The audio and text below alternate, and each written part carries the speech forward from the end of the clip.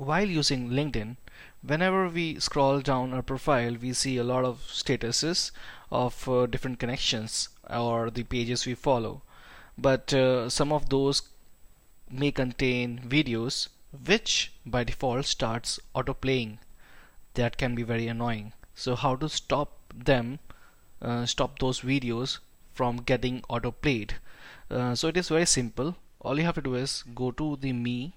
Here you will see your photo.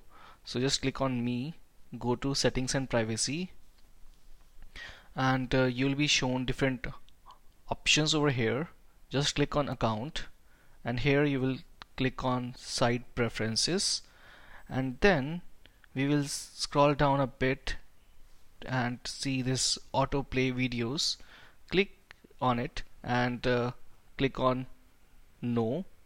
So it is saved now. So whenever you will encounter any status which contains videos, now they won't get autoplayed. So that will save a lot of bandwidth of your internet, and that will basically help you get rid of all those videos getting autoplayed. So that will save you some time of yours.